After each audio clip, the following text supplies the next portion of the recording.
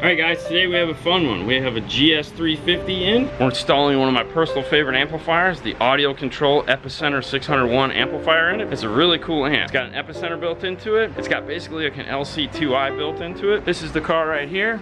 This is the first of the project, meaning this is day one of this project. Not that there'll be a day two anytime soon, but what we're doing today is we're installing the sub amp. Now this customer wants to build a badass system for this car, and he realizes it's going to take some money because he wants badass equipment, and that stuff's not cheap, there's no doubt about it. Today what we're doing is we're just going to install the sub portion of the system. We're going to do that amp, we're going to do some Scar Audio 12s. You guys keep asking about those, so we're actually putting a set in today. We're going to use an 8-trend box for it. Now while it's here, what we're going to do is we're going to find the factory amplifier, and we're going to do all our testing on the amplifier so we can get that ahead of the game. More than likely what we're going to do when he does phase 2 is put in the Audio Control 4-channel, which has the LC2I built into it, which will allow us to do some summing. One of the reasons why he's going with it, because he has to keep his factory radio. He doesn't want to do it. It's not even on the table. It's not an option. It's not coming out. Doesn't matter. It's got to stay. Whether we can take it out or not, it's personal preference. He loves his factory radio. He loves to look at the dash. All right, so today we're going to take you on the steps as we normally do on what we need to do to find out all the speakers, polarity, all that fun stuff. Maybe try a few new steps that you guys haven't seen us do, or that'd be easier for you in case you guys have to do something like this down the road. Without further ado, let's get to working on this bad boy. The first step is always in one of these is finding the factory amplifier. A lot of the times in the Lexuses, it's up here on the package tray, it's in one of the two corners of the car, or it's up behind the glove box. Those are usually the areas in this car where there are amplifiers. So we're gonna try those first and see what we end up with. We see there's a factory subwoofer, so we know we're gonna have a good signal, at least something that puts out bass. I love how Lexus always gives you one of these in the trunk. They're so cute. Bam! There's the amplifier.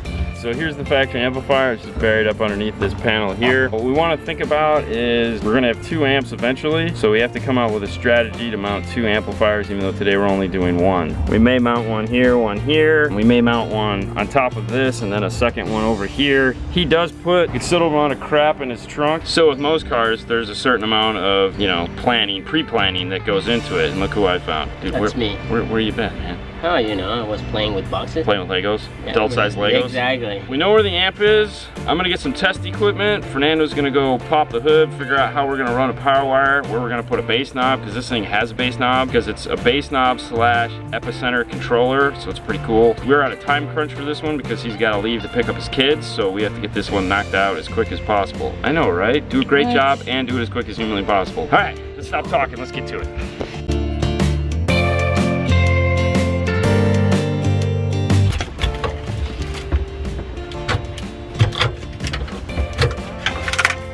Alright, so the one nice thing that we've just established already is that this is just an amplifier. And the reason why we know that is most of the time, if it's something other than an amplifier, it'll have an FM antenna plugged into it. Like if the radio up front is just a controller for the processor or the brain box in the back, there'd be an FM antenna plugged into it. This one doesn't have that. That's a good sign. It's using what looks like 1761 harnesses, which is standard for Toyota.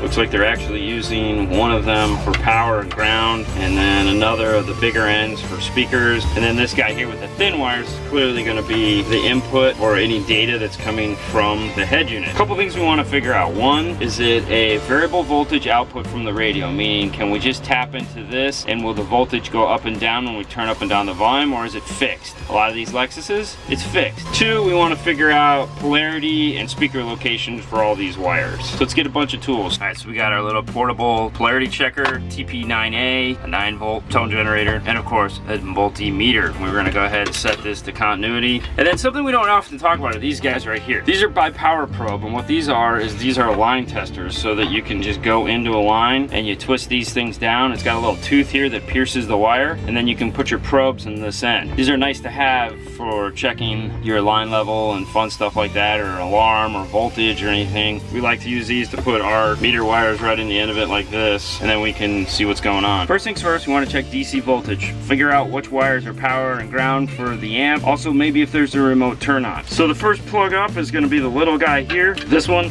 This is the one that looks like the rear speaker terminal of a 1761. So we're just gonna go ahead and put our probes in. We have our meter set to DC. It's telling us that it's 12 volts.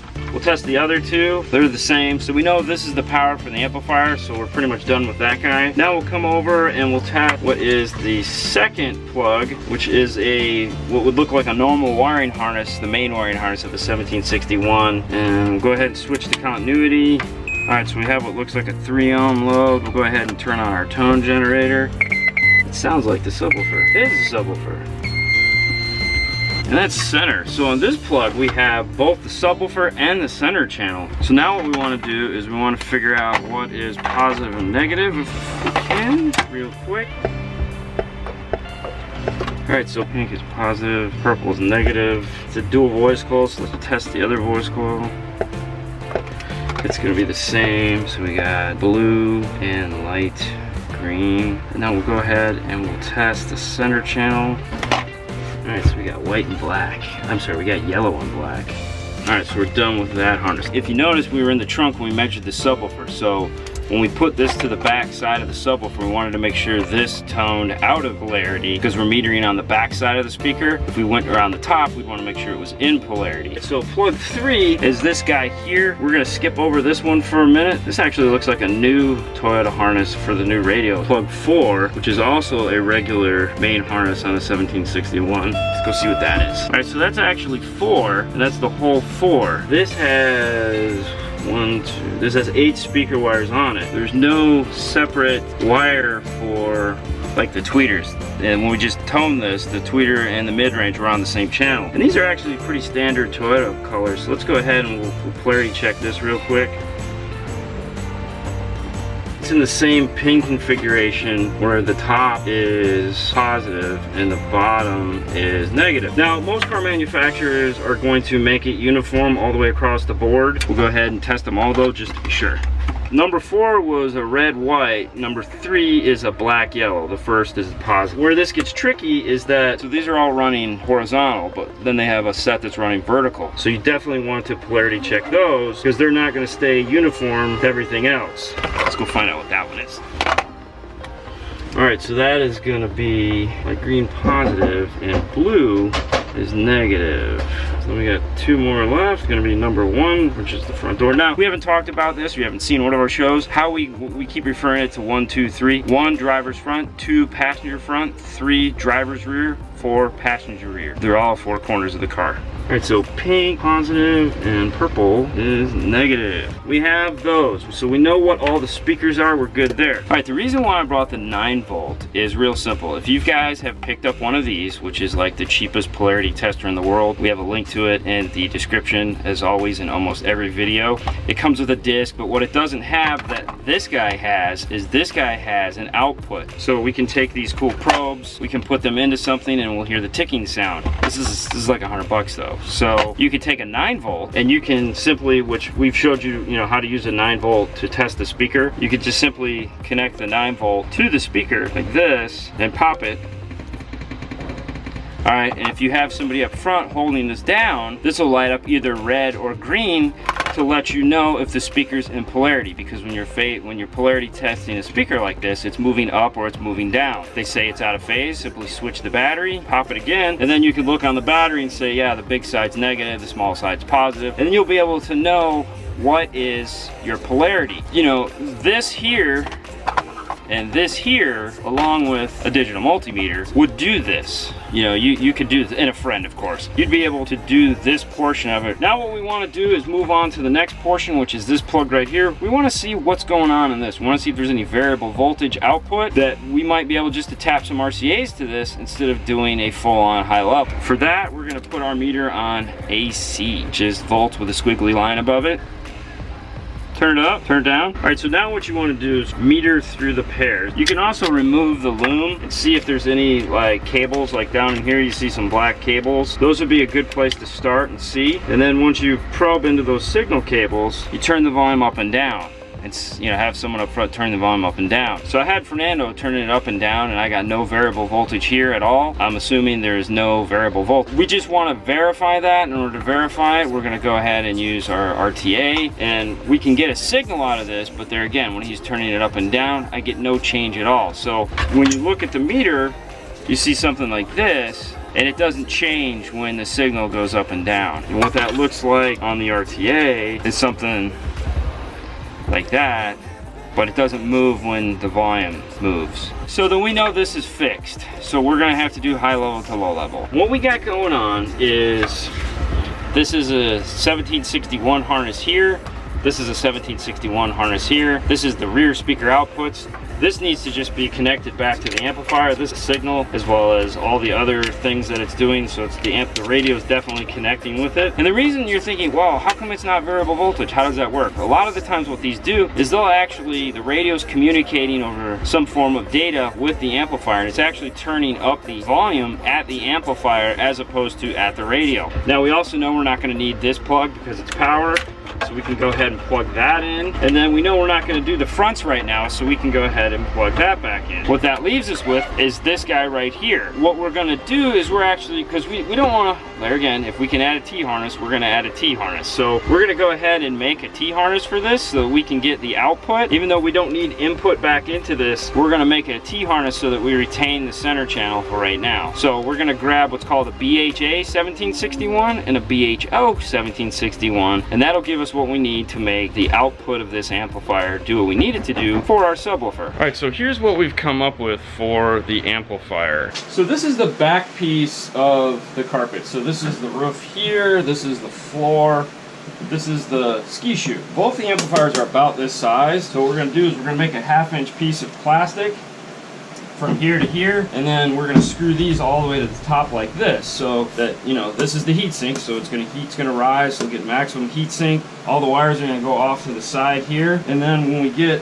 the next phase 2 of this, we need to put the 4x300, it'll fit right here because it's the same size. So what we'll end up is something that looks like this. The key to it is we're gonna router out this hole so that you don't even realize that this is here.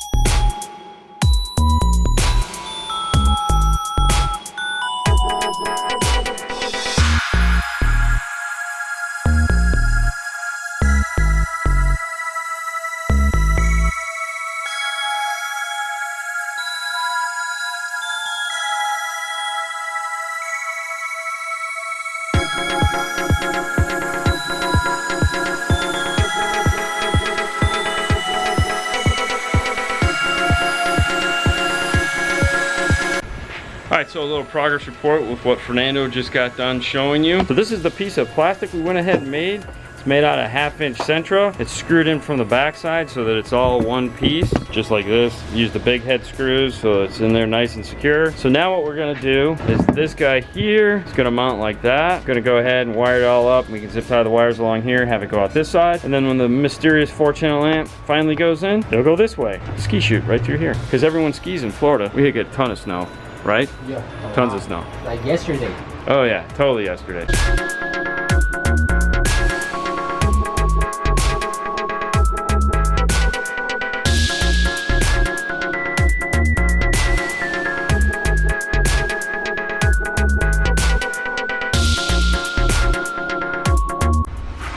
All right, so we have our T-harness made, male and female ends. We're gonna go ahead and get this guy plugged in. We have our output wires here. Now the cool thing about this amp is it has what's called GTO, or great turn on, built into it. So all we have to do is supply it with this and the amp will turn itself on. We're gonna run a remote turn on just in case because nothing's perfect. So now we can go ahead and get the amp rack installed. We can get the car put back together, figure out where we need to go on the firewall. So let's move on to pulling the inside of the car apart so we can get ready to run all our power wires.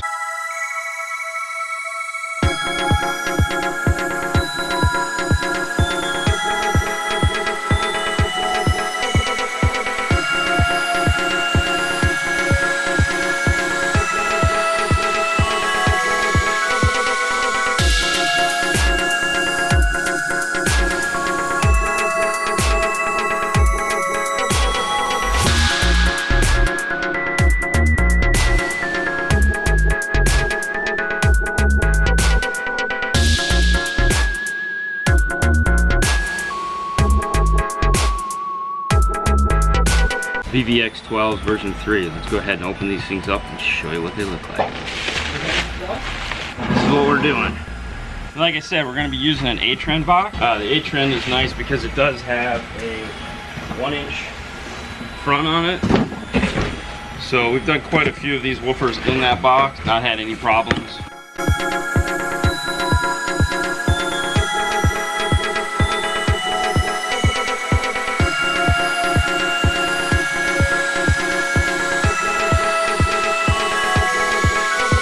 All right, so we're done in the trunk. Let's take a look at it. Got all the wire run tucked into the side, so the matching amp will eventually be over there. But this one's looking all sexy. So we have our wire that's going to run out to our cool Scar Audio 12s. So let's get those bad boys in the trunk.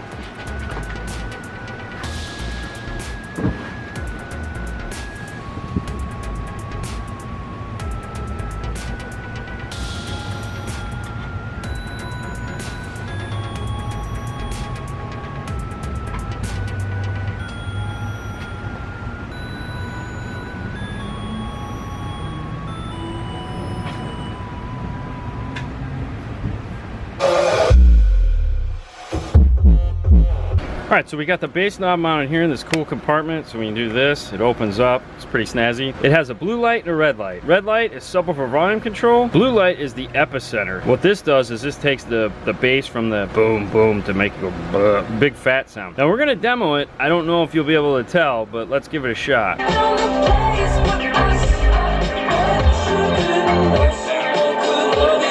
don't know if you can tell the difference there, but in the car, this dry hammer, boom, boom, just goes crazy deep. What do you think, Fernando? Definitely.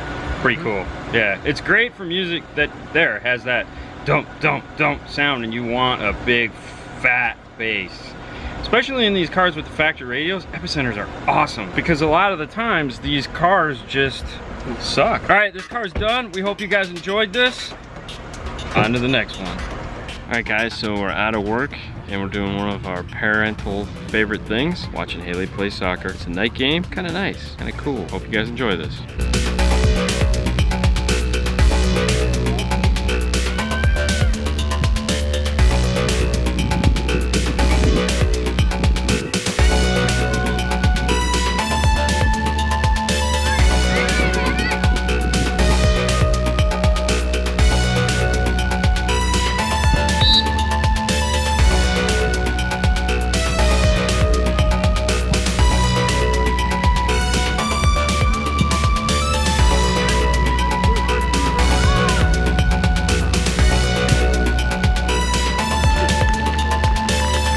All right, so tonight Hailey has a late 8 o'clock game. This is her former teammate and fellow college buddy, Clarissa. She hasn't been in the video. I don't think you've been in one of these yet, have you? I haven't. No. Well, we're short one ref, so she's a linesman. That's right. So, and she's taking the class. Yeah. Never did anything with it. Kind of like Hailey. We spent all that money and we have the shirt and the patch. Game's not going so good, is it? No. What are we down? 4-0. 5. Okay, who's counting at this point? That's okay. No? As long as they're having a good time? As long as they're having a good time. Gee, you know? veteran over here. You sound like a parent. Makes it easier for me to ref. Oh, good It makes gosh. it easier for me. Well, it's halftime now. They're all over there. Where are they? Where did they go? Corner. All right, so you've sat in plenty of those little powwows. What do you think's going on over there? Drew's probably tearing them apart. That's for sure. Yeah, But definitely.